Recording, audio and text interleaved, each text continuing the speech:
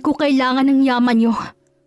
Kung ang pag-alis sa pamilyang to ang nagbibigay sa akin ng kalayaan na gusto ko, gagawin ko yun. Kahit nakalimutan niyo ako at huwag bigyan ng yaman, wala akong pakialam. Umalingaw-ngaw matinis na boses si Julia sa loob ng kanilang bahay nang sagutin niya ang kanyang ama. Punong-puno na siya. Pagod na rin siya sa pagiging parte ng kanilang pamilya. At talagang paninindigan mo yung tigas ng ulo mo, ha? Sige, lumayas ka. Mas pipiliin mong lalaki mo. Pero ito ang tatandaan mo. Wala ka nang babalikan sa oras na lumabas ka sa pamamahay na to. Hindi ko lalaki si Sam. He's my boyfriend. At sa lahat, siyang mas nakakakilala sa akin. Siya lang ang taong nakakaintindi sa akin. Kaya hindi na rin nakakapagtaka kung bakit mas mahal ko siya kaysa sa inyo na sarili kong pamilya. Talaga lang, ha? Tingnan natin kung saan ka dadalhin ang katigasan ng ulo mong yan. Sinasabi ko sa'yo, lolokohin ka lang ng lalaking kapag nalaman niyang galing ka sa mayamang pamilya. Hindi ganun si Sam. Hindi siya tulad yung mapanghusga at mga manipulator. Sobra niyang bibig mo, Julia. Mga magulang mo pa rin kami. Kaya wag mo kaming pagtataasan ng boses ng papa mo. Nanghihingi ba kayo ng respeto? Paano ko ibibigay sa inyong respeto na yun kung hindi nyo naman kayang ibigay yun sa akin? Napahinga nilang ng malalim si Julia at walang buhay na tinignan ng kanyang mga magulang. Hindi niya alam kung bakit sa daming taong ginawa ng Diyos, bakit siya pang napili nitong ilagay sa pamilyang to. Sa pamilya kung saan hindi siyang magdedesisyon para sa kanya. At gagawin niyang bagay na ayaw niya naman talagang gawin. Julia, para sa ikabubuti mo rin naman ang bagay na to. Para sa kinabukasan mo. Ikaw lang nag-iisang anak namin. Kaya ikaw ang nakatakdang maging tagapagmahal ng lahat ng meron kami. At hindi niyo rin ba maintindihan ang side ko? Na ayaw kong maging katulad ninyo. Gusto ko po ng simpleng buhay. Gusto kong maging isang simpleng tao at hindi alipin ng salapi. Ma, hindi ako pinanganak para maging katulad ninyo. Bakit hindi niyo matanggap na ganito na talaga ako? Dahil isa kang Vergara. At kailangan hindi maputo ang legacy natin nang dahil lang sa katigasan ng ulo mo. At kayong nagtulak sa akin para umalis sa pamamahay na to. Itakwil niyo na ako. Pero hindi pa rin ako tutulad sa inyo. Dala ang kanyang maleta. Nilisan ni Julia ang lugar kung saan hindi siya nakaramdam kahit na minsan ng kalayaan. Bata pa lang siya, palaging mga magulang niya na ang gumagawa ng desisyon para sa kanya. Wala siyang karapatang magreklamo o hindi sumang-ayon na lang palaging sinasabi ng mga ito sa kanya para yun sa kanyang ikabubuti. Nakatakda na rin niyang manahin ang lahat ng meron ng kanyang pamilya. Pero pinagpalit niya ang lahat ng yun para sa taong mahal niya. Makailang ulit nag-doorbell si Julia sa bahay ng kanyang nobyo bago ito lumabas. Nagmamadali itong lumapit sa gate nang makita siya. Julia? What are you doing here? Late na, bakit nagpunta ka pa rito? Tsaka, bakit may dala kang maleta? Lumayas ka ba sa inyo? Hindi na nagawang makasagot pa ni Julia dahil inunahan na siya ng kanyang mahikbi. Lumapit siya kay Sam at mahigpit itong niyakap. May nangyari ba, mahal? Hindi ko na kayang tumira sa bahay na yon. Lumayas ako dahil alam ko na darating ang araw na pati ang pagpili sa lalaki at pakakasalan ko ay gagawin nila. Julia. Ayokong mahiwalay sa'yo, Sam. Mahal na mahal kita. At alam mo yun, di ba? Oo naman. Mahal ng mahal din kita. At hindi ako papayag na mangyaring bagay na yun. Ako lang lalaki para sa'yo. At walang kahit na sinong pwedeng magdesisyon para sa buhay mo. Naramdaman ni Julia ang mainit na pagyakap ni Sam sa kanya. Sa ganoong paraan, nabawasan ang bigat sa kanyang dibdib dahil alam niyang nasa mabuti na siyang kalagayan. Hindi niya nakakailanganing mamba dahil kasama niya na si Sam. Dito ka na lang sa amin tumira. At least dito walang magdidikta sa'yo. Hindi ba nakakahiya sa pamilya mo? Hindi pa naman tayo kasal. Di mag-live-in na tayo. At saka, kilala ka naman nila. Sigurado akong matutuwa sila kapag nalaman nilang rito ka natitira sa bahay namin. Dahil sa narinig, nakahinga ng maluwag si Julia. Wala siyang dalang kahit na ano bukod sa mga gamit niya. Pina-freeze na ng kanyang ama ang lahat ng card na meron siya. Napagtanto niya, nakakailanganin niya ng magtrabaho sa mga susunod na linggo dahil hindi sapat ang hawak niyang pera sa mga oras na yun. Ma, andito si Julia. Magandang hapon po, tita. May lakad kayo? Gagastos ka na naman, Sam. Malapit ang bayaran ng tuition na nasabi. Paalala ko lang. Hindi po, ma. Dito na po titira si Julia sa atin. Lumayo siya sa kanila at wala siyang ibang matutuluyan. Nagulat sina Julia ng masamid ang ginang sa iniinom tong kape nang marinig ang sinabing yun ni Sam. Pagkatapos, ay gulat itong napatingin sa kanila. Napalunok na lang si Julia nang makita ang naging reaksyon ng ina ng kanyang nobyo. Ano ka mo? Bakit dito? Wala na po siyang ibang pupuntahan, ma. Aba, hindi na natin problema ang bagay na yon. Naglayas siya kaya siyang humanap ng matutuluyan niya. Ma, girlfriend ko si Julia. Obligasyon kong patuloy sa bahay natin kapag wala na siyang ibang mapupuntahan. Hoy Sam, hindi pa kayo kasal para magsama sa iisang bubong. Mamaya madisgrasya mo yan. Nag-aaral pa ang mga kapatid mo. Hindi naman po mangyaring bagay na yun eh. Kahit na papaano na may alam namin ni Julia ang limitasyon naming dalawa. Marami pa kaming pangarap. Tama po si Sam, tita. At saka wag po kayong mag-alala. Hindi naman po ako magtatagal dito. Kapag nakahanap na po ako ng trabaho, aalis na po ako. Tsaka habang dito pa ako, tutulong naman po ako sa inyo kahit na papaano. Hindi po ako magiging pabigat. Abay dapat lang. Makikitira ka sa amin at hindi ka bisita. Kailangan lang na kumilos ka sa loob ng pamamahay ko. Sige na, ma. Magpapahinga na muna kami ni Julia. Sinasabi ko sa'yo, Sam, umayos ka. Padabog na umalis sa kanilang harap ang ginang. Ramdam ni Julia ang galit nito kahit na hindi nito sabihin. Hindi naman kasi lingid sa kanyang kaalaman na ayaw talaga sa kanya ng mama ni Sam. Nasaktan siya sa mga nangyari pero alam niyang kailangan niyang lunukin ang kanyang pride dahil wala na siyang ibang pupuntahan. Ayaw ng mama mo sa akin. No. Hindi ka rin, Julia. Gusto ka niya. Sadyang mainit na talaga ang ulo ni mama dahil may nangyari sa negosyo namin eh. Pero kapag lumamig ng ulo niya, magiging maayos din ang lahat. Sa ngayon, magpahinga muna tayo, okay? Bukas lang tayo mag-usap. Ngumiti na lang si Julia bilang pagsang-ayon kahit nang bigat-bigat pa rin ang kanyang loob. Wala siyang ibang pinagpilian kung hindi itulog na lang ang bigat ng kanyang dibdib. Umaasa siya na pagising niya, magiging magaan na ulit ang pakiramdam niya. Pero ang akala niyang magiging madaling parte ng kanyang buhay ay magdadala pala sa kanya sa isang bangungot na mahirap takasan. Kumain ka na. Papasok ako sa trabaho kaya maiiwan ka muna rito ha. Huwag ka mag-alala. Nandiyan naman si na mama at sabi. Hindi ba pwedeng sumama ako sa trabaho mo? Baka kasi mabagot lang ako rito eh. Hindi pwede. Lalo na't sa labas ng trabaho namin. Sa isipin pa lang na maiiwan siya sa bahay ni na Sam, kinakabahan agad siya. Dahil kahit na kailan ay hindi sila nagkaroon ng pagkakaroon ng bonding ng pamilya ng kanyang nobyo. Natatakot siya na baka hindi niya makasundo ang mga ito. Sige, mag-iingat ka. Yes, I love you. Nang makaalis na si Sam, ay nagsimula nang mabahala si Julia. Ang balak niyang magkulong sa kwarto ni Sam maghapon ay hindi na natuloy nang tawagin siya ni Mrs. Lopez. Julia? Bakit po tita? Kumain ka na?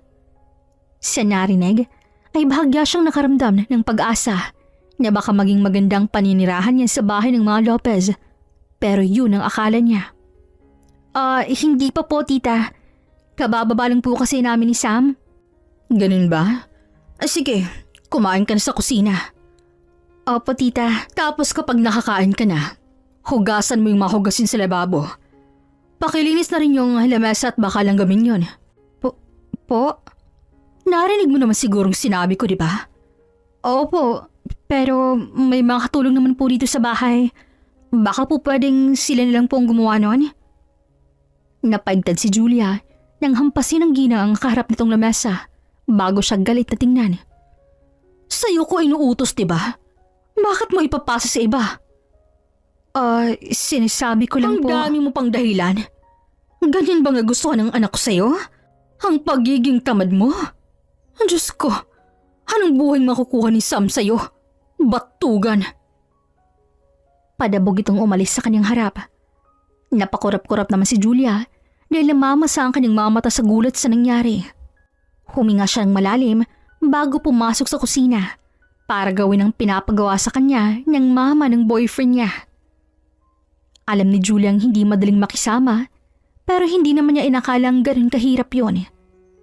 Ayos ang sa kanyang maghugas ng mga plato kahit niya hindi siya sanay. Pero dumating na sa punto na pati ang paglilinis ng bahay at dumi ng asong alaga ni Sam ay sa kanya pa rin pinapagawa ng mama nito. Parang pagod na pagod ka. Anong ginawa mo? Wala. Bored lang ako. Wala akong magawa kaya buong maghapon na ako dito sa kwarto. Ganon? Gusto mo bang lumabas tayo? Date, ganon. Sakto. Wala akong pasok bukas. Okay lang? That's great. Miss na rin kita. Ang tagal na simula nung huli tayong nakalabas. Nakangiting wika ni Julia kay Sam. Ayaw niyang ipalata na pagod siya sa maghapon na pagpapalit ng mga naglalaking kurtina sa bahay ng kanyang nobyo. Ayaw niyang magkaroon ng alitan ng mag-ina nang dahil lamang sa kanya. Kaya mas pinili niyang ilihim kay Sam ang lahat ng pinaggagawa sa kanya ng ina nito. Oo naman, para rin na makalabas ka. Mukhang bagot na bagot ka rito sa bahay Oo, pero don't worry. Naghahanap na rin ako ng pwede kong pasukan na trabaho para makahanap na rin ako ng apartment. Bakit ka naman maghahanap ng apartment? Dito ka na lang muna. Hindi ka naman namin pinapalis si mama Oo, pero nakakahiya rin. Hindi naman pwedeng dito lang talaga ako, di ba? Kailangan kong tumayo sa sarili kong mga paa para patunayan kina Papa na kaya ko nang wala sila sa tabi ko. Hindi pa rin ba kayo nagkakausap ng parents mo? Hindi pa rin. Hindi naman nila ako hinahanap Talagang pinanindigan nila ang mga sinabi ko sa kanila. Mabuti na rin yung ganito para mas maging masali sa akin ng lahat. Aminin man ni Julia o hindi, apektado talaga siya sa nangyari sa kanila ng kanyang mga magulang. Lumaki siya sa buhay ng lahat ng gusto niya ay nakukuha niya nang hindi niya na pinaghihirapan. Kaya malaking pag-a-adjust ang ginagawa niya ngayon. Pero may gusto rin siyang patunayan. Gusto niyang ipakita sa mga ito na kaya niyang mabuhay kahit wala ang suporta at yaman na galing sa mga ito. Ready ka na ba? Marami tayong pupuntahan ngayon. Kailangan rin marami kang energy Ako pa talaga? Dapat ikaw mag-ready dahil marami akong ipapabitbit sa'yo. Wow, magsa-shopping ka? Yes, and you have to carry all of them. Game. Sa laki ng muscles ko na to, kayang-kaya kong dalhin lahat ng yun, no? At saan naman ang punta ninyo? Sakto, nandyan ka na po pala. Lalabas po kami ni Julia. Hindi pwede. Bakit naman po hindi pwede? Magdi-date lang naman kami. Tsaka sasakyan ko naman po ang gagamitin namin. Hindi ka pwedeng umalis dahil may bisita ka. O wala naman po akong bisita ngayon. Nandyan si Maureen. Doon na tuluyang natigilan si Julia. Kilala niya ang tinutukoy na tao ng mama ni Sam. Hindi siya pwedeng magkamali. Si Maureen, ang ex-girlfriend ni Sam bago niya ito makilala. At ano na namang ginagawa ni Maureen dito? Hindi ko naman pinapunta rito si Maureen. Alam ko, pero gusto ko siyang makabanding kaya pinapunta ko siya rito. Ma, konting respeto naman. Andito si Julia yung girlfriend ko. Bakit? May problema ba siya kay Maureen? Napalunok na lang si Julia nang siya naman ang balingan ng tingin nito. Wala po tita. Ayos lang naman po. Wala naman pong masamang intensyon si Maureen. Tsaka aalis naman po kami ni Sam kaya okay lang po talaga. Yun naman pala. Dito na lang kayo. Sabay-sabay na tayong mag-lunch. Para hindi ka na rin gumastos, Sam. Sayang ang gas kung aalis pa kayo. Dito na lang kayo sa bahay at may bisita tayo. Kailangan siyang i-welcome. Tama ba ako, Julia? Opo, tita. Pilit ng ngiti na lang naisagot ni Julia sa kaharap nilang babae dahil hindi niya na alam ang kanyang sasabihin. Para siyang tinutorture dahil sa nangyayari ngayon. Lalo na't nasa iisang bubong lang sila ng nakaraan ni Sam. God, Sam! Long time no see! Akala ko hindi na tayo makikitang dalawa ha? Hindi mo naman sinasagot ang mga email ko. I'm too busy para ma-reply ng lahat ng email ko sa inbox. Talagang negosyante ng dating mo ha? I'm so happy for you. Salamat. Naramdaman ni Julie ang paghawak ni Sam sa kanyang kamay. Noon na rin siya napansin ni Maureen na nakangiti rin sa kanya. Oh, she's Julia, right? Nandito rin pala siya. Akala ko tayo-tayo lang magla-lunch ngayon eh. Tulad ng sabi ni Mama. Gustong matawa ni Julia nang mapagtanto niya kung gaano ito ka-close sa mga magulang ni Sam, lalo na sa mama nito. Kung siyang girlfriend ay tita lang ang tawag niya sa mama ng boyfriend niya, tapos yung ex ay parang daughter-in-law ng datingan. Yes. Actually, dito na siya nakatira sa bahay namin. Live-in na kaming dalawa. Oh, that's nice. Wala siyang condo? Di ba nag-live-in rin tayo before? And sa condo ko tayo tumira? Ang saya ng memories na yun, right? I wish we could bring back those memories. Lihim na nagtiim ang panga ni Julia dahil sa pagkapika ng kanyang nararamdaman. Alam niyang aasar lang ito at gusto niyang pumalakpak dahil nagtagumpay ito. Let's eat. Are you hungry, love? Pag-iiba ni Sam sa usapan.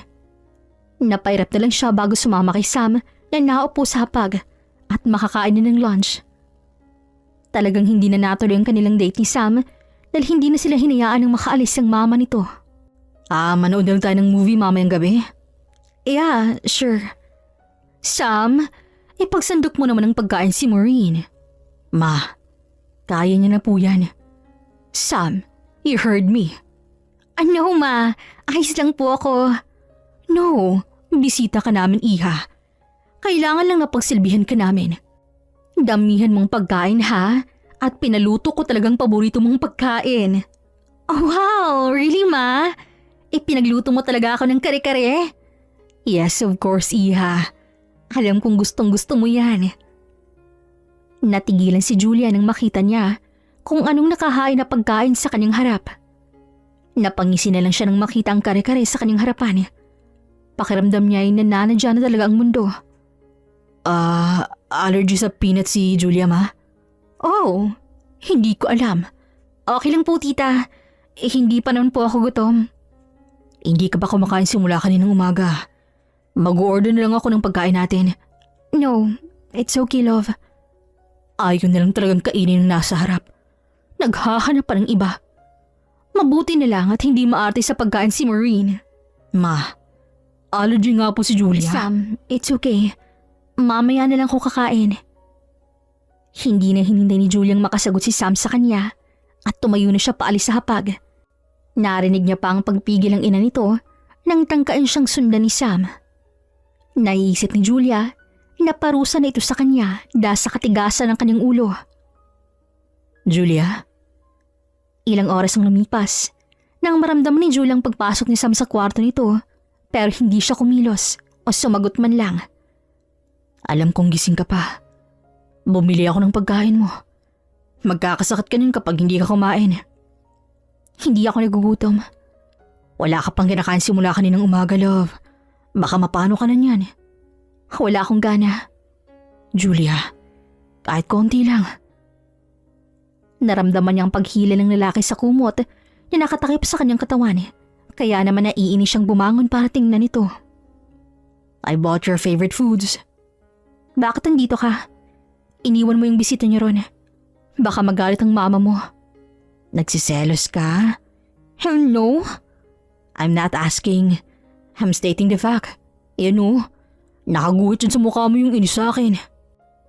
Napaiwas na lang ng tingin si Julia dahil sa hiya. Narinig niya ang malalim nitong buntong hininga. Love, she's my ex. Wala kang dapat na ikaselos dahil tapos na kaming dalawa. Hindi ko rin alam kung bakit pinapunta siya ni mama rito sa bahay. Pero pagkatapos namin kumain ng lunch, pinaalis ko na siya. Natagal na lang ang pag-akyat ko rito dahil nag-away kami ni mama. Nagagalit siya dahil pinaalis ko si Maureen. Bakit mo naman kasi pinaalis? Dahil wala akong nakikitang dahilan para pumunta siya rito. Nandito ka at nakakabastos kung andito rin siya. Tsaka wala siyang dapat pang pag-aksaya ng oras dito, no? Napapakagat na lang ng kanyang labi si Julia na natutuwa siyang malamang ganun ang ginawa ng lalaki para sa kanya. Wala kang dapat ikaselos. Selang naman ako eh. Alam na alam mo talaga kung paano ako kuhanin. Nakakainis ka. Siyempre naman eh. Kaya kumain ka na po at baka magkasakit ka pa. Hindi mo kailangang mag-isip ng kung ano-ano, Julia. Nagulat lang ako kanina. Tapos gutom pa. Kaya ganun eh. Sus, ikaw lang naman ang mahal ko eh. Kaya hindi mo kailangang mangamba na maagaw ako ng iba. Napangiti na lang si Julia. Ramdam niyang pagiging totoo sa kanya ng kanyang boyfriend at natutuwa siya ng dahil doon. Alam niya na hindi siya nito magagawang pagtaksilan. May tiwala siya kay Sam na hindi siya nito sasaktan. Pero mukhang ina na nito ang maging dahilan para magkasira silang dalawa. Julia, pagkatapos mong magdilig dyan ay paliguan mo si Mocho. Darating si Maureen mamaya. Tita, baka po pwedeng sa iba niyo na lang po ipagawa yan. Aalis po kasi ako eh. May interview po ako sa trabaho na pinag-a-applyan ko ngayon. Baka po malate ako. Nagre-reklamo ka ba? Saglit lang naman yon. Hindi naman po sa ganon. Kailangan ko lang po makapunta ron ng maaga. Sabihin mo tinatamad ka lang? Haba, papaalala ko lang sa'yo. Nakatira ka sa pamamahay namin at kumakain ng pagkain sa bulsa mismo nagagaling ang pambili. Sagutin ka rin ng anak namin, kaya wala kang karapatang magreklamo. Tita, hindi naman po sa nagre-reklamo ako. Importante lang po talaga tong gagawin ko at mas kailangan ko pong unahin. Marami naman po kayong kasambahay na pwedeng gumawa ng inuutos ninyo. Tsaka, wag po kayong mag-alala. Hindi ko po nakakalimutan ang pagpapatuloy niyo sa akin dito. Utang ng loob ko po sa inyo yun. Abay dapat lang. Ang kapal naman ng mukha mo kung aasta kasarap ko na parang kung sino. Ay hampas lupa ka lang naman na dumidikit sa anak ko dahil sa pera namin. Nako, kung ako lang ang masusunod, si Maureen ang gusto ko mapangasawa ng anak ko at hindi ikaw. Ay di sige, papuntahin mo rito yung manugang mong hilaw at sambahin mo. Pagbutihan mo ang pagpapabango sa kanya at baka pati ikaw ay ayawan niya. Padabog na binitaw ni Julia ang hawak niyang hose. Napudpud ng kanyang pasensya sa babae, nakaharap niya ngayon at hindi na magawang kontrolin ang kanyang sarili. Talaga naman, ganyan ba talaga ugali mo? Alam ba ni Sam na may ugali kang ganyan? Nakakahiya. Isusumbong kita kay Sam. Sasamahan ko pa ho kayo. At oo, may gantong ugali ko. Lalo na kapag may sungay ang kaharap ko. Hoy! Teka, saan ka kapupunta ha? Hindi pa tapos tayong mag-usap. Hindi na pinansin ni Julia ang paghe-hysterical ng babae. Pinilit niyang maging mabait dito dahil balang araw ay magiging inlo niya ito. Pero mukhang ngayon pa lang ay hindi na matutupad ang kanyang pangarap. Hindi na siya magtataka kung mamayang pag-uwi niya ay magkaroon ng round 2 ang sagutan nilang dalawa ni Mrs. Lopez. Mabait siya sa mabait, pero kung mapapatid ang mato ang pasensya niya, wala na siyang pakialam kahit na pamilya pa ni Sam ang makalaban niya. Hindi siya pwedeng apihin ng kung sino dahil hindi siya ganun pinalaki ng kanyang mga magulang. Mabuti nilang at nakaabot pa siya sa kanyang interview at naging maganda naman ang resulta noon pero hindi niya nagawang maging masaya nang makauwi siya, lalo nang maabutan niya sa sala sina Sam na mukhang nagkakasiyahan. Oh, Julia's here. Hi, come, join us. Nagluto si Mama ng merienda. Huwag imbitahin ng hindi naman kapamilya, Ma. Napangisi na lang si Julia bago magpatuloy sa paglalakad papunta sa kwarto nila ni Sam. Talagang sinasagad ng mga taong yun ang pasensya niya. How's your day? Huwag mo muna akong kausapin. Wala ako sa mood, Sam. Naging maayos bang interview mo? I want to rest, please. Kailan ka raw magsisimula? Pwede ba, Sam? Wala ako sa mood para makipagkulitan sa'yo ngayon. Kaya umalis ka. Alam kong nangyari kanina. Natigilan si Julia bago niya maramdaman ang pagyakap ni Sam mula sa likod. It's okay. I understand you. Naiintindihan ko naman kung bakit mo nagawa yon. Sa hindi malamang dahilan, ay napahikbi na lang siya bago mapasubsob sa liig ni Sam. Ayaw niya sa akin. Hindi naman silang mamahalin mo eh. Ako, Julia. Ako ang importante sa bahay na to. Pero ayaw ng pamilya mo sa akin. Paano na lang kapag naging mag-asawa na tayo? Baka araw-araw kaming mag-away ng mama mo. Baka araw-araw niya rin papuntahin dito si Maureen. Kasi sabi niya, mas gusto niya raw si Maureen. Mas gusto niya yung makatuluyan mo kesa sa akin. Bakit mo naman pakikinggan si mama? Ako pa rin ang masusunod sa babaeng pakakasalan ko. Sinabi mo na maging mag-asawa tayo, di ba? So, meaning ba nun, sigurado ka na sa akin? Huwag mo nang ipaulit ng sabi ko na. Narinig mo naman eh. Pero gusto ko pa rin marinig. Parang asarap kasi sa tenga ka lang sinasabi mo eh. Ayoko. Last na, please. Ayoko sabi. Last na talaga, love. Napabuntong hininga lang si Julia bago mapangiti sa harap ng lalaki. Napangiti na rin ito, lalo na nang hawakan niyang magkabila ang pisngi nito. Oo na, Sam. Ikaw ang lalaking pakakasalan ko. Sabi mo yan ha. Wala nang bawian yan. Mabilis na wala ang inis ni Julia nang dahil sa pag-uusap nilang dalawa ni Sam. Hindi rin siya makapaghintay na mangyaring pinag-usapan nilang dalawa. Ang akala niya ay magiging maayos ang lahat, pero simula na siyang mapansin ang madalas sa pagpunta ni Maureen sa bahay ni na Sam. Wala nang issue sa kanyang bagay na yon dahil hindi naman siya naaabala ng babae. Pero ang hindi niya maintindihan kung bakit parang napapansin niya nga nagiging malapit na ulit sila sa isa't isa. Do you still remember yung naghabulan tayo sa ulan? Kasi you're so makulit, kaya I've decided to go home alone. But you chased me. Nag-away tayo nun sa ulanan hanggang sa pumayag na akong ihatid mo ako sa bahay namin. Oo. Sobrang arte mo kasi nun. Sinabi ko na sa'yo may tatapusin lang ako. Pero nagalit ka at umalis na lang bigla. Pag-uwi ni Julia galing trabaho, sa pinto pa lang ay natigilan na siya nang marinig ang halakhakan ni Sam at Maureen. Alam niyang hindi na bago sa kanyang ganung senaryo, pero nabibigla pa rin siya sa tuwing maaabutan niya sina Sam at Maureen. Ay, wala ka pa rin talagang pinagbago, Sam. Ikaw pa rin yung Sam na nakilala ko 3 years ago. Kabisadong-kabisado pa rin kita, ha? Hey, that's foul ha. May pinagbago na ako na hindi mo lang napapansin. Like what?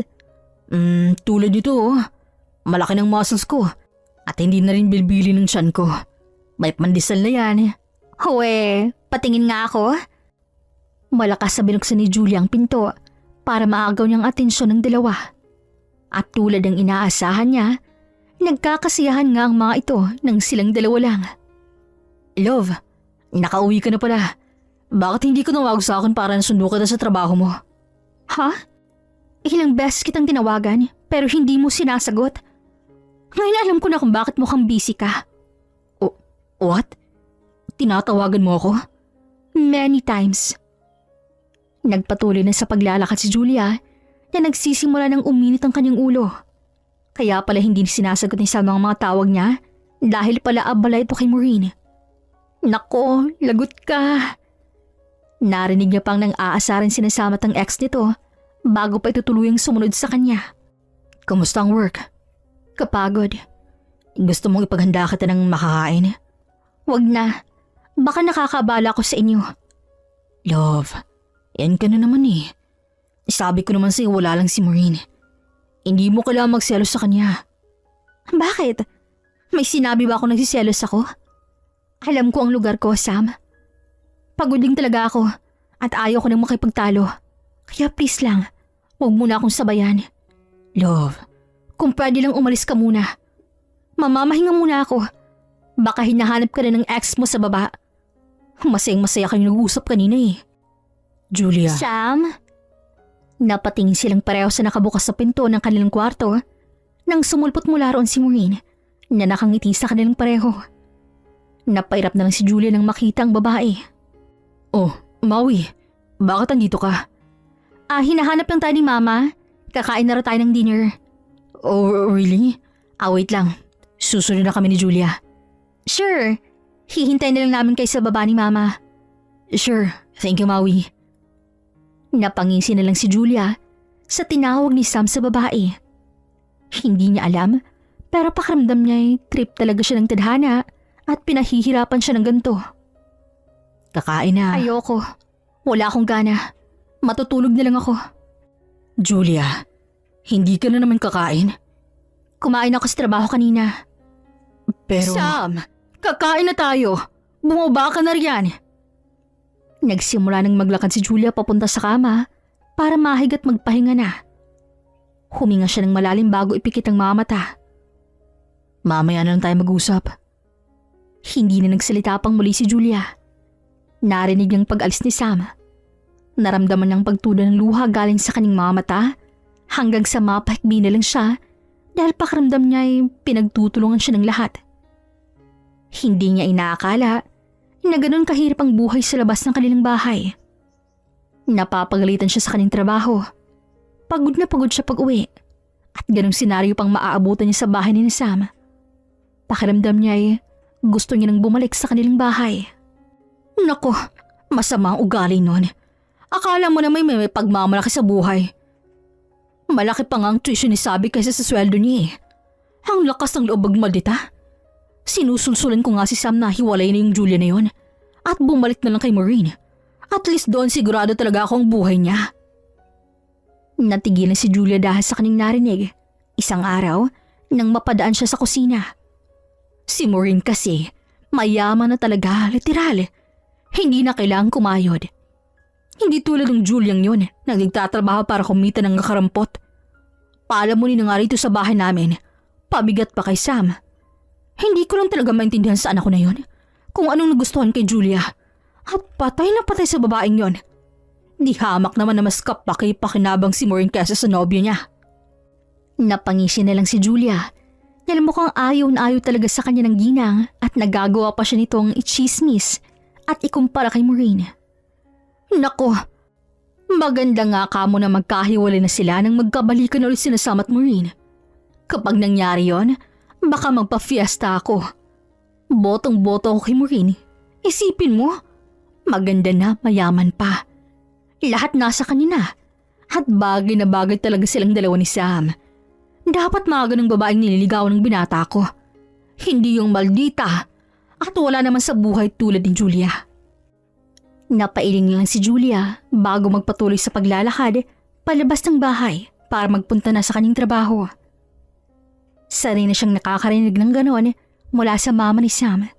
Pero hindi ibig sabihin nun ay hindi na siya nasasaktan.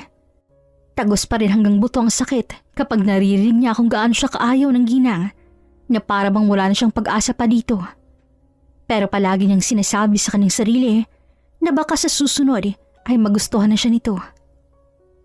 Isang araw, habang nasa trabaho si Julia, bigla na lang siyang sinamaan ng pakiramdam kaya nagpaalam siyang uuwi muna siya para makapagpahinga.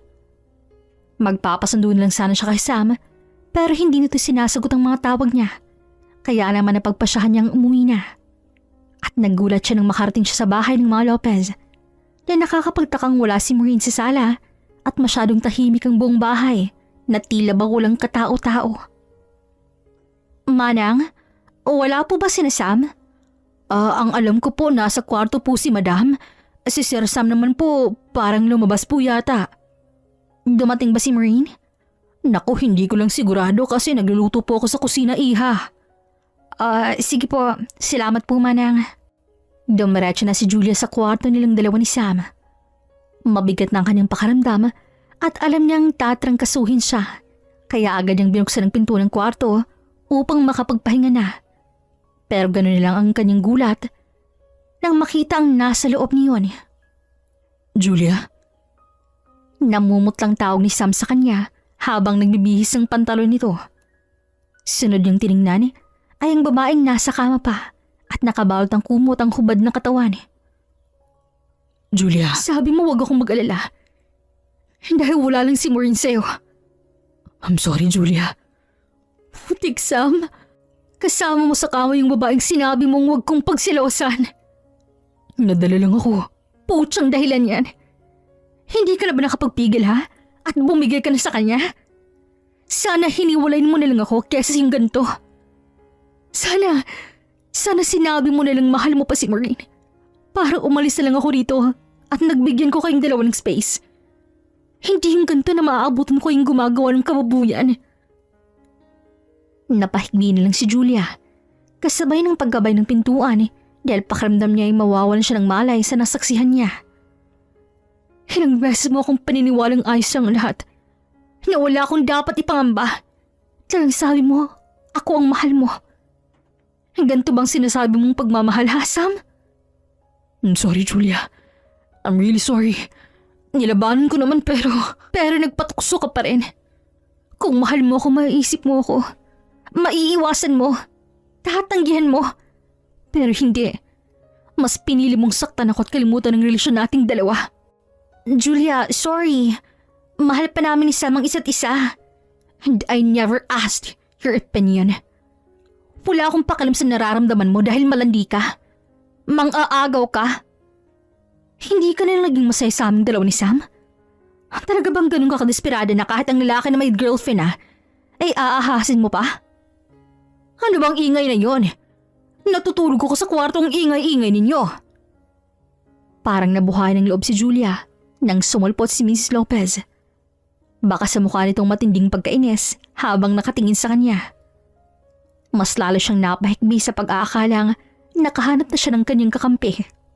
Tita, ano na namang inaarte mo? Tita, sinasamot mo rin po. Hindi magawang isaboses si Julia ang kanyang nararamdaman. Labis siyang nadudurog sa nangyari sa kanya ngayon. Hindi pa siya nakakabangon mula sa nangyari sa kanila ng kanyang mga magulang, pero may panibagong pagsubok na naman siyang kahaharapin ngayon. Oh, andyan ka pala, Maureen.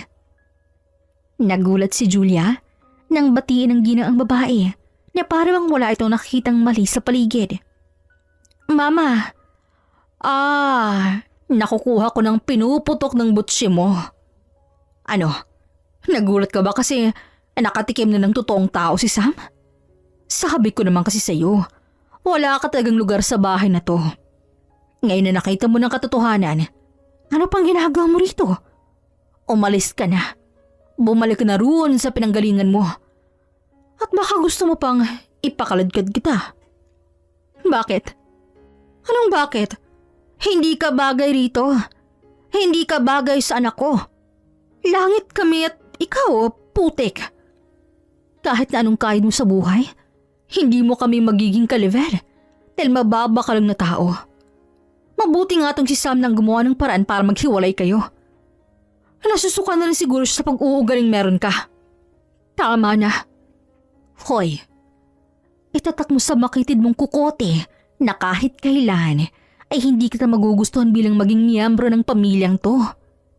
Isa ka lang hampas lupa na mukhang pera. Gold digger. Ang sabi ko, tumahimik ka na. Dumagundong sa loob ng bahay malakas sa boses si Julia nang sumigaw siya. Sa mga oras na yon, nawala ng sakit ng kanyang nararamdaman. Napalitan niyo ng galit at pagkapuot sa mga taong kaharap niya ngayon. Oo, ako nang hindi pinili. Pero wag na wag mong tatapakan ng pagkatao ko dahil wala ni isa sa inyong nakakakilala sa akin. Hindi niyo alam kung sinong kinalaban niyo. Hindi niyo kilala kung sinong ginalit niyo. At mula sa araw na to, tinuturing ko na kayong kalaban. Ngumisi si Julia kahit na patuloy na lumuluha ang kanyang mga mata. Tiningnan niya si Sam na hindi man lang siya nagawang ipagtanggol sa ina nito. Natatawa siya dahil mali siya ng lalaking minahal. Pinatunayan lang nito na hindi pa rin ito kayang tumayo sa sariling paa at under ito sa ina. Salamat sa inyo dahil kayong naging dahilan para bumalik ako sa tunay kong buhay. Hindi ko na mararanasan ang malaimpiyarang buhay rito sa bahay ninyo. Julia, tandaan niyo ang araw na to. Ginising niyo ang demonyong natutulog sa sistema ko. Tiniyo ni Julia ang luha sa kanyang pisngi bago tuluyang talikuran at iwan ang lugar na iyon. Alam niyang kailangan niyang ng maraming lakas ng loob para makabalik siya sa bahay nila. Pero wala na siyang ibang pagpipiliin pa kung hindi ang bumalik sa kanyang mga magulang. Ma, Diyos ko, Julia. Ma, I'm so sorry. Napahagulo na lang siya Nang imbis isampal, ay isang mahigpit na yakap ang binigay sa kanya ng kanyang ina. Mabutit umuwi ka na. Hindi kami mapalagay ng papa mo dahil sa sobrang pag-aalala. Ma, niloko po ako ni Sam. Sinaktan niya ako. Sinasabi ko na sa'yo, wala talaga akong tiwala sa lalaking yun. Nang marinig ang boses ng kanyang ama, mabilis siyang lumapit at yumakap dito. Ngayon, naiintindihan na ni Julia ang lahat. Na kahit anong mangyari, ang mga magulang niya pa rin ang kanyang uuwian kapag tinalikuran na siyang lahat. Ipapakulong natin si Sam. Huwag na pa. Hindi pa kami kasal. Wala akong laban. Ang kapal ng mukha ng lalaking yun. Hindi naman kagwapuhan. Mas gwapo pa rin Hindi naman ako tumitingin sa panlabas na niyo, ma. Oh, ano nang plano mo ngayon? Hindi ko po alam. Gusto mo pa rin bang patakbuhin ng mga negosyo at kumpanya natin? Napagat na lang sa kanyang labi si Julia dahil inaasahan niya ng bagay na yon. Pero sa palagay niya, oras na para pasanin ang responsibilidad na yon. At magiging daan niya rin yon para may pamukha sa pamilya ni Sam kung sinong kinalaban ng mga ito. Kung ayos lang sa inyo, pag-aaralan ko po kung paano magpatakbo ng isang negosyo. Alright. Bago yan, may gusto muna ako ipakilala sa'yo.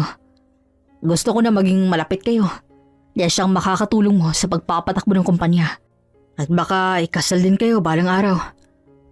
Muntik nang masamay si Julia nang marinig ang sinabi ng kanyang ama. Pero inaasahan niya na to, kaya naman tumango na lang siya bilang pagsang-ayon.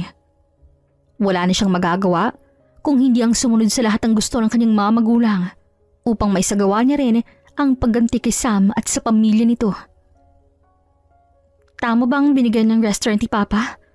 Mag-iisang oras na ako dito Inis sa bulong ni Julia dahil mag-iisang oras na siyang naghihintay sa restaurant kung saan niya kikitain ang taong sinasabi ng kanyang ama. Nauubos ng kanyang pasensya nang may isang lalaking naupo sa kaharap ng upuan. Hello po. Malakas na kumalabog ang kanyang puso nang makita ang nakangisid ng mukha sa kanya. Oh, what are you doing here? Kikitain ka? Halos malaglag ang panga ni Julia nang kindatan na lang siya ng lalaki na nasa kanyang harapan. Kahit nagulat siya, mabilis niyang kinuha ang mga gamit niya at handa na sanang umalis nang hawakan siya sa kamay ng kausap niya. Oh, saan ka pupunta? Aalis ka na agad? Kararating ko lang Bitawan mo nga ako. Huwag mo kong hahawakan. Huwag kang maingay. Baka mamaya isipin nila hinaharas kita. Bitawan mo nga ako. Huwag kang didikit sa akin. Oh, iyan na. Huwag ka nang sumigaw at pinagtitingin na tayo. Bakit ba kasi andito ka? Sino nagsabi sa'yo na makitable ka sa table ko? Hindi ba sinabi sa'yo ni Pops? Ako yung kadate mo ngayon. Kadate? Kahit na kailan, ay hindi ako pumayag na makipag-date sa'yo. Hindi ako bumabalik sa mga pinagsawaan ko na. Ouch! Aray ko naman. Hindi pumayag pero andito ka. Umayos ka nga, Julia. 4 na taon na pero parang wala pa rin pinagbago. Natigilan si Julia at napatitig na lang sa kaharap ng lalaki. Ilang taon na ba ang biniling niya simula nung huling makita ang lalaki na minsan na rin niyang ginawang buhay? Si Romeo, ang lalaking minahal niya 4 na taon nang nakalilipas, pero nawala ng pagmamahal na yon simula nung iwan siya nito upang manirahan sa ibang bansa. Ano? Natahimik ka na riyan? Hindi mo na ba ako kilala? Let me introduce myself again. I'm Romeo Ocfamia. Nice to meet you again, babes. Hindi makapaniwala si Julia sa kanyang nakikita. Hindi niya inaasahan na makikita niyang muli si Romeo na matagal niya nang binaon sa limot. Pa, bakit hindi mo naman sinabi na si Romeo palang sinasabi mong magiging partner ko? Ang akala ko may ideya ka na. Magaling yun Nakapagtapos ang accountancy sa ibang bansa at unti-unti nang gumagawa ng pangalan Kung sa kanya ka magpapatulong, magiging magandang pangalan ninyo. Pero pa, alam mo kung anong nakaraan naming dalawa? Mas maganda nga yun. Kilala nyo ng isa't isa. Magiging madali na lang din sa inyo kapag naikasal na kayo. Pakiramdam ni Julia ay tataka siya na siya ng bait dahil sa sinasabi ng kanyang ama. Hindi niya maabot ang mga gusto nitong mangyari. Mabuti na lang at nagawa niya pang makapag-focus sa mga plano niya para sa paghihiganti kay Sam. Anong lagay ng mga employee natin? Okay naman po, ma'am. Masipag po ang lahat ng mga empleyado po natin. Alright, ibigay mo sa akin yung mga pangalan ng mga rising employee natin. Here's the list, ma'am. Tiningnan ni Julia ang mga pangalang binigay ng kanilang manager. Balak niyang baguhin ng ibang pamamalakad sa kanilang kumpanya. Good morning, babes. Kusa nilang umikot sa kawalan ng mga mata niya nang marinig niya ang boses ni Romeo sa kanyang opisina. Hindi mo ba kayang kumatok muna bago pumasok? Kumatok ako. Pinapasok na ako ng manager niyo eh. Whatever. Anong agenda natin ngayon? Wala naman. Mamimili lang ako ng empleyado na... Natigilan si Julia nang mahagip ang isang pamilyar na pangalan. Maureen Zapanta? Oh yes, ma'am. Magaling po siya at isa po siya sa mga potensyal na ma-promote. Fire her. Ma'am? Hindi natin kailangan empleyado na magpapabagsak sa negosyo natin. Ha? Patingin nga ako. Oh, ayos naman ang review kay Maureen Zapanta. Maganda rin ang background niya. May potensyal nga siya, babes. Wala kang alam, Romeo. Huwag kang nga makialam sa mga desisyon ko. Tatanggalin ko si Maureen sa kumpanya namin dahil hindi makakabuti kung mananatili pa siya rito. Pero... I'm Julia Vergara. I'm the next CEO of this company. Kaya ako lang may karapatan na magdesisyon dito. Okay po, ma'am. Noted po yan. Grabe. Para ka ng roses sa may tinik, babes. Ngayon mo sabihin na wala akong pinagbago. And please, don't call me babes anymore. Wala nang tayo. Ngumiti si Julia bago irapan si Romeo at bumalik sa kanyang pagtatrabaho. Hindi niya na pinansin si Romeo pero kahit tahimik ang lalaki, ramdam na ramdam pa rin niyang presensya nito at hindi niya maiwasang makaramdam ng inis. Pwede bang umalis ka muna? Naiinis ako sa iyo eh. Oh, bakit? Anong ginawa ko sa'yo? Tahimik na nga ako dito. Iyon na nga. Tahimik ka nga. Pero ramdam na ramdam kong presensya mo. Easy. Galit ka agad eh. Bibilin lang ako ng pagkain natin. Diyan ka na lang. Kahit huwag ka nang bumalik. Hindi naman na nagsalita si Romeo at umalis na ito sa kanyang opisina. Nang oras na mawala ang lalaki sa kanyang paningin, napabundong hininga na lang siya bago mapahilamos sa mukha gamit ang kanyang mga palad. Puwisit na lalaking yun. Ilang araw ang binilang ni Julia nakatrabaho niya si Romeo. Aaminin niya nga nagiging madali para sa kanyang lahat dahil sa tulong nito. Pero hindi pa rin niya maalis sa kanyang sariling katotohanan na may nakaraan silang dalawa ni Romeo. Next na gagawin natin kailangan mo malaman ng mga connections ng company ninyo. Kahit na sa pinakamalit na mga business partner, dapat mong malaman. Okay. Tipid niyang sagot, saka sinimulang isa-isahin ang mga nakalistang partnership ng kanilang negosyo. Nalulula si Julia habang binabasa ang mga ito. Hindi niya inaasahan na ganun kalawak ang impluwensya ng pangalan ng kanilang pamilya. What the? Bakit napakarami nito?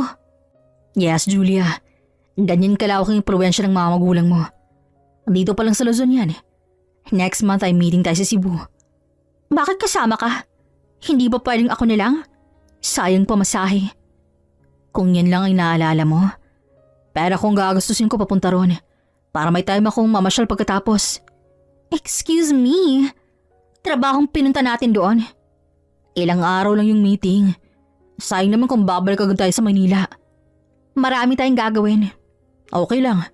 Kaya kong ikram yun. Tsaka, ayaw mo bang sumama sa akin?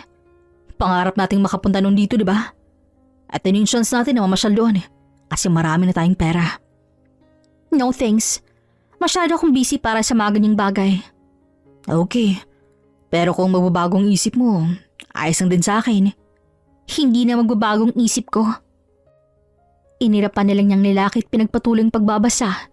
Pero muli siyang natigilan nang may isang partnership siyang nakita. Pamilyar sa kanyang partnership na yon, kaya naman tiningnan niyang background noon at napangisi na lang siya dahil sa kanyang napagtanto. Pakiramdam niya ay sumasang-ayon ng lahat sa kanya dahil may maliit na partnership ang negosyo ni Sam sa kanilang negosyo. Nang makakita siya ng oportunidad, pinatanggal niya ang partnership na yon at pinapool niya rin lahat ng shares nila sa negosyo ni Sam.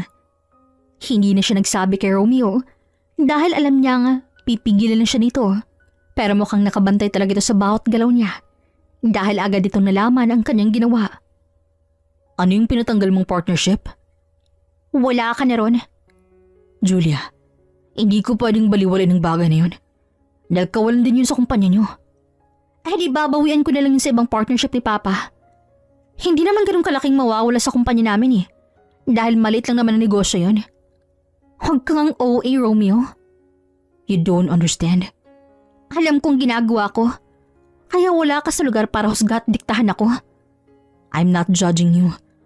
Sinasabi ko lang sa iyo yung mga bagay na posibilidad mangyari na hindi mo nakikita. Iisipin nilang sinadya mong gawin ng bagay na yun. At kapag bumaligtad ang kwento sa labas, tayong dehado rito. Dahil wala kang valid reason para gawin yun. Are you saying that I'm careless? Na masyado akong padalos-dalos sa pagdidesisyon? Bagay lang sa kanila yon nang maramdaman nila kung sinong ginalit nila. Di lumabas din sa bibig mo na may hidden agenda ka. Kaya ka pumayag na pumalis sa pwesto ng papa mo.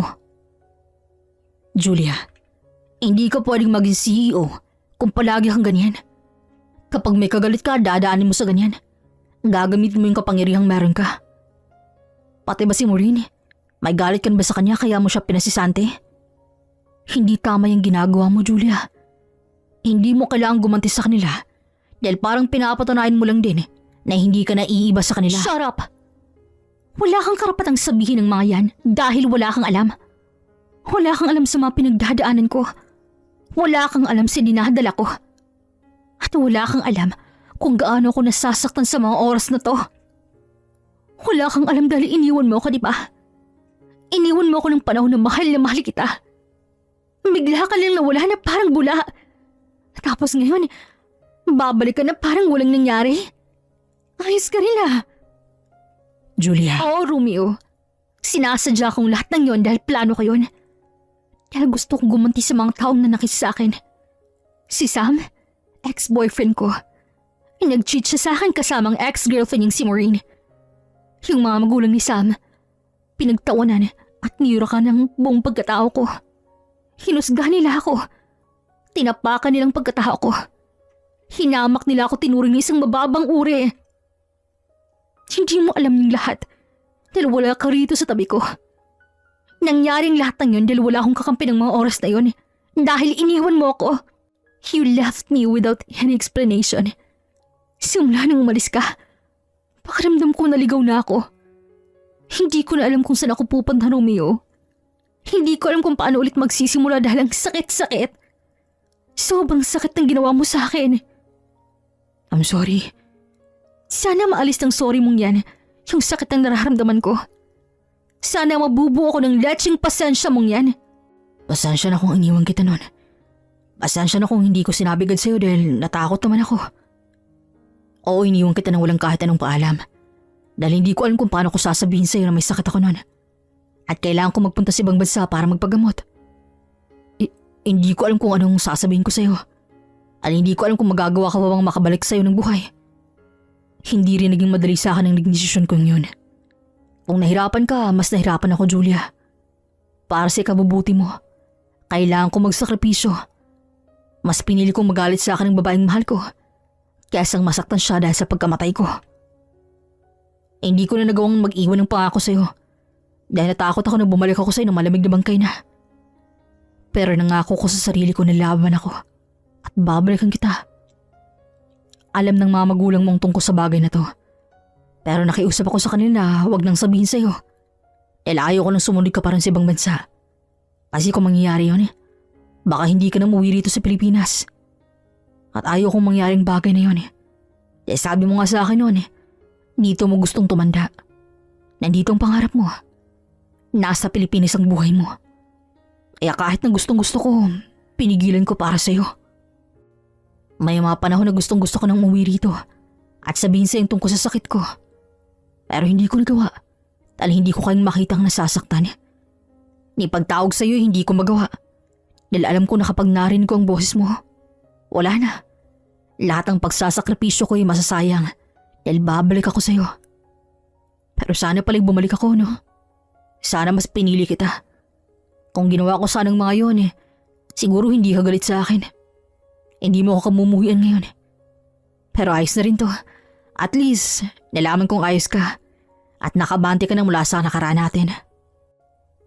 Ngumiti si Romeo, pero kasabay nito ang pagtulo ng luha sa kanyang mga mata. Pagkatapos ng operasyon, sobrang saya ko dahil nagising ako. Ikaw ko lang inisip ko pero sabi ko, hindi ako pwedeng bumalik sa'yo ng ganun. Kaya nag-aral ako. Nagsumikap ako na magkaroon ng magandang buhay. Para pagbalik ko sa'yo, kahit na papaano may pagmalaki ako sa'yo. Hindi masasayang o mauuwi sa wala yung 4 na taon mong paghihintay para sa akin. Alam mo, masaya ako dahil nagawa mo makakbang nang wala ako. Masayang masaya ako para sa'yo, Julia. Huminga ito ng malalim at tumingala. Tila, pinipigil ang mga luhang nagbabadya sa mga mata nito. Akala niya may sasabihin pa si Romeo, pero tahimik itong umalis sa kanyang opisina at iniwan siyang umiiyak mag-isa. Buhay pa si Romeo, pero pinagluluksa niya ang kanilang mga pusong nabigo. Sabi nila, hindi madaling magparaya. Pero paano na lang kung ang pagpaparaya mo na yon ay para sa ikabubuti ng mga taong minamahal mo? Handa ka bang masaktan? Makita lang na masaya ang taong mahal mo? Bakit hindi niyo sinabi sa akin ng tungkol kay Romeo? Sinabi na pala sa'yo ni Romeo? Anak, 4 na taon nang madayag ni si Romeo na may brain tumor. Sa lagay ng yun, malaking chance ang hindi niya siya tumagal. Kaya nagsabi siya sa amin ng mama mo. Ibiniling ka niya sa amin dahil wala nang kasiguraduhan kung mabubuhay pa siya pagkatapos ng operasyon. At hindi niyo man lang sinabi sa akin. Nakikita niyo akong gabi-gabing umiiyak at napapatanong sa halaga ko, Papa. Nakikita niyo akong nahihirapan, pero hindi niyo pa rin sinabi sa akin. Ang pangako ay pangako, Julia. Inisip ko na rin ang maging reaksyon mo at alam ko na susundan mo siya. At yun ang ayaw mangyari ni Romeo. Nasasak din ako nung nakita naming nalulugmot ka sa pag-alis ni Romeo. Pero nang tiwala kami sa sinabi niyang babalik siya para sa'yo. Mahirap din para sa akin ang bagay na yun, Julia. Bilang ama, nadudurog ang puso ko kapag nakikita kitang umiiyak. Hindi mo alam kung gaano kasakit kahirap sa akin ng mama mo na maipit sa sitwasyon kung saan ikaw ang sasalo ng sakit dahil nang makakabuti para sa inyong dalawa ni Romeo. Pa, ilang taon nang nasayang sa amin ni Romeo. Ilang taon naming nasaktan ng isa't isa sa bagay na hindi naman namin ginusto. Naiintindihan kita. Pero ngayon na nagbalik na siya, malaking utang niya hindi lang sa'yo, kundi pati na rin sa amin.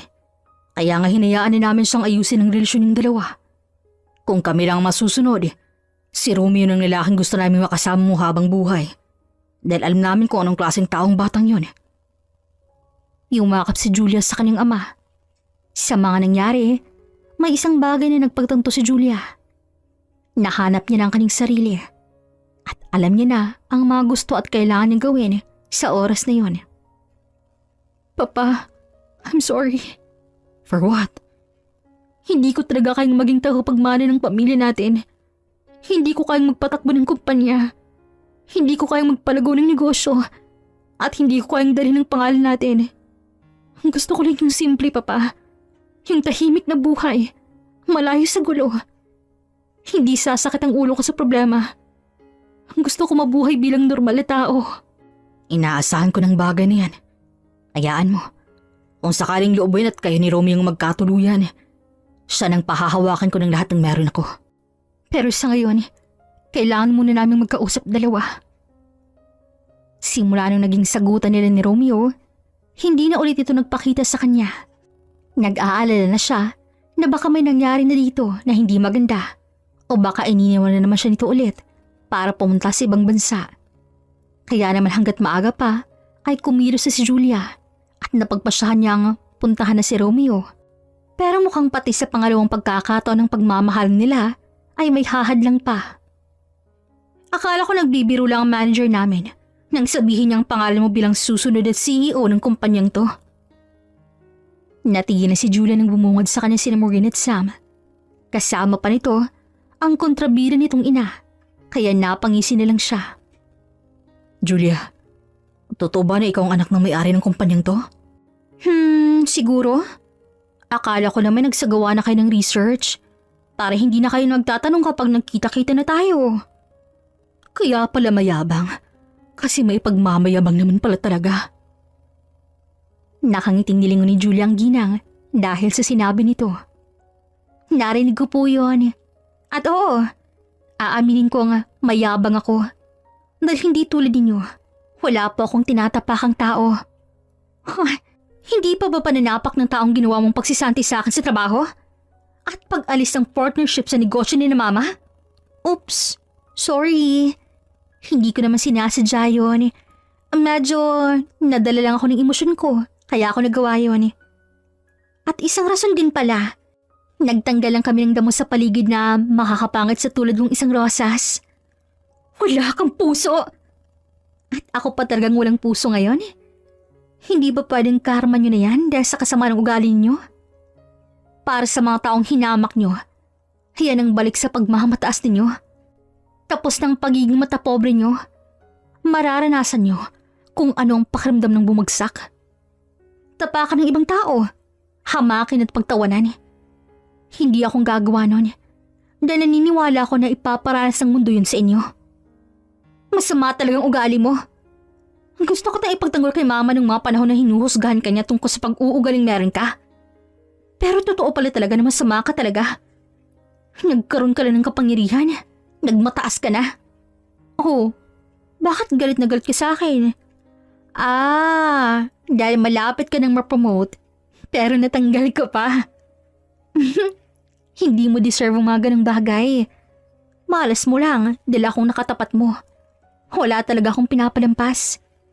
Ganti ko na yan para sa mga pang-aahas sa boyfriend ko. Pero mabuti na rin yung ginawa mo. Kasi ngayon, malayo na ako mula sa demonita niyang ina. Ako bang tinatawag mong demonita, ha? Ay, bakit? May iba pa bang nanay si Sam bukod sa inyo?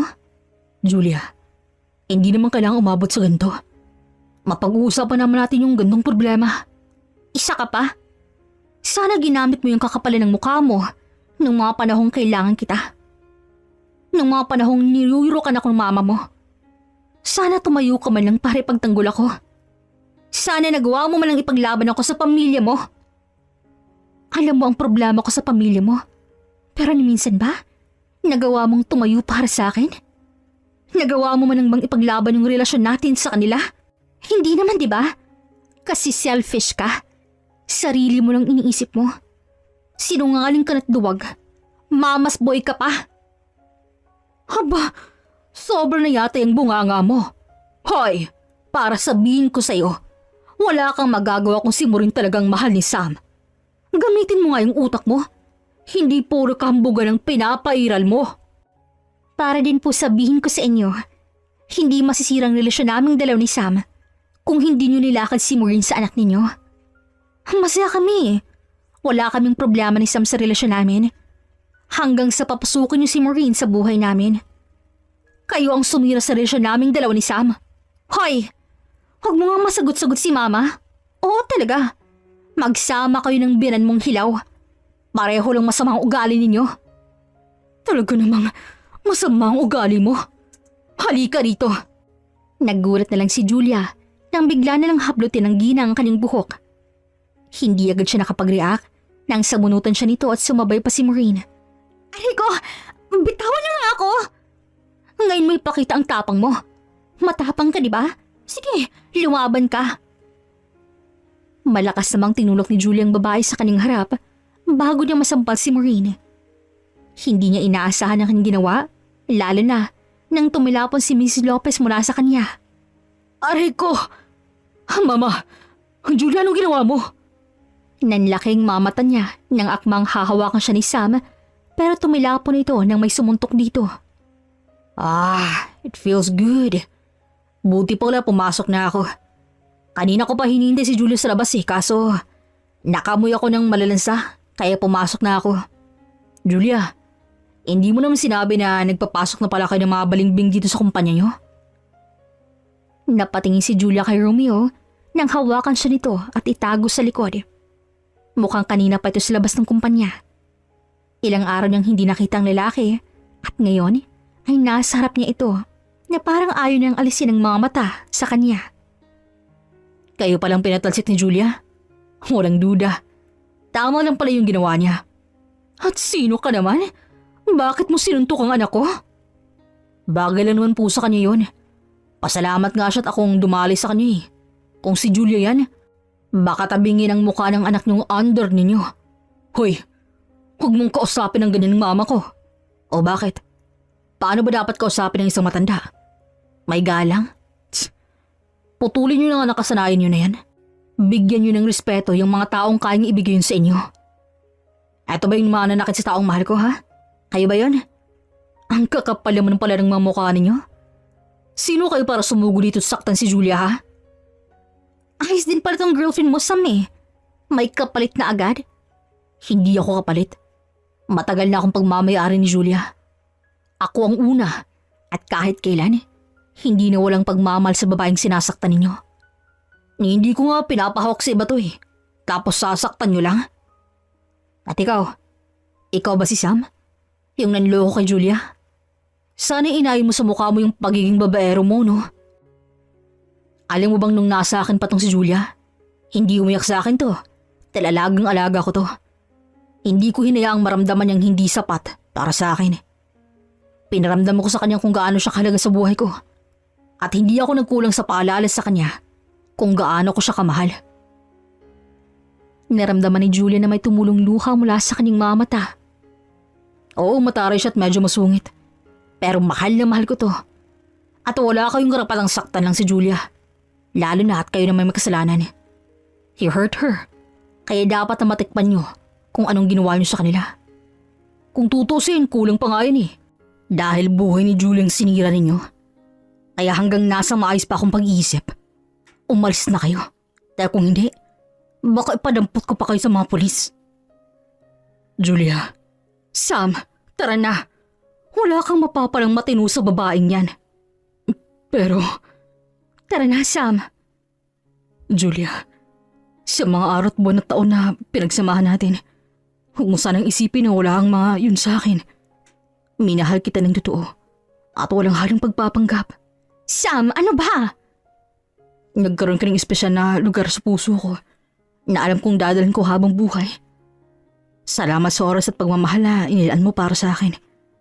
Alam kong nagkamali ako pero sana balang araw magawa mo muli akong tingnan nang walang galit dyan sa mga mata mo. Julia, patawarin mo sana ako. Hindi man ngayon pero sana. Sana balang araw magawa mo ulit ngumiti sa harap ko. Tulad ng ginagawa mo nung magkasama pa tayo. Sam, huwag kang magpakamartir sa mga ganyang tao. Nagkatinginan sila ni Sam. Nakikita niya nga gusto pa siya itong kausapin pero wala na itong ibang pagpipilian kundi ang umalis at tuloy na siyang talikuran. Yung oras na humakbang na ito palayo, alam ni Julia nga yun na rin magtatapos ang lahat sa kanila. Akala niya iiyak siya dahil nasasaktan siya pero hindi yun ang nangyari. Napangiti siya dahil pakiramdam niya nakalaya na siya mula sa mabigat niyang problema. Nang mawala ng mga ito, nakahinga na ng maluwag ang binata pero ramdam niya ang sakit ng kanyang kamao at paghahabol niya ng hininga dahil sa nangyari. Napakamot siya sa kanyang ulo bago nahihiyang humarap kay Julia. Hindi niya alam kung galit bang babae sa kanya dahil ilang araw siyang hindi nagpakita rito. Kinailangan niya kasing alamin ang pinagmumula ng galit ng Julia sa pamilya ni Sam kaya siya naging abala. Pero ngayon, malinaw ng lahat sa kanya. Ayos din yung mga yun Sumugod pa talaga. Natigilan si Romeo sa pagsasalita nang yakapin na lang siya ni Julia at saka humikpi. Kala ko umalis ka na naman. Kala ko iniwan mo na naman ako. Hindi na mangyayari yun. Kahit na kailan, ay hindi na ulit ako aalis, Julia. Palagi na ako andito sa tabi mo. Tumingala si Julia sa kanya, kaya pinunasan niyang magandang mukha nito na nabasa ng luha. Kinabahan si Romeo dahil inaasahan niyang susungitan at tatarayan na naman siya ni Julia. Pero mukhang nagkamali siya. Hindi ganito ang kanyang inaasahan na mangyayari Ngumiti siya kay Romeo. Tama ng 4 na taon na paghihirap at paghihintay. Handa akong pagbayaran ng kasalanan ko sa'yo. Pero sana hiyaan mo ulit ako makapasok sa buhay mo. Salamat dahil bumalik ka. 4 na taon pero napagtanto ko na ikaw pa rin talaga, Romeo. Wala pa rin hihigit sa'yo. At walang makakapantay. Hindi na ako makakahanap ng isang tulad mo rito sa mundo. Kaya mahal na mahal kita, Julia. Napangiti nilang si Julia bago tingkaya din ang mga labi ni Romeo. Mahina siyang natawa dahil nagulat ito sa kanyang nagawa. Sa wakas, kaya niya na ulit humakbang ang takasan ang kanyang nakaraan. Handa niya nang iwan ang sakit ng kanyang nararamdaman nang umalis si Romeo. Romeo, ikaw pa rin ang mahal ko. Sabi nila, kapag mahal mo ang isang tao, matagal bago mo sila makalimutan at may pagkakataon pang hindi natin sila makakalimutan kahit na may iba na tayong minamahal. May espesyal na espasyo sa ating puso ang taong yon at kahit na kailan, hindi yun magagawang punan at agawin ng iba. At ang pagpaparaya o pagsasakripisyo ay may mabuting bunga sa dulo. Kailangan talaga nating paghirapan ng mga bagay na gusto nating makuha dahil palaging tandaan ng pinaghihirapan ay nagtatagal at ang nakukuha sa madaling paraan ay mabilis lang ding nawawala sa atin. Hanggang dito na lamang po. This is Regine here in Miss Teen Stories. Daghan kaayong salamat!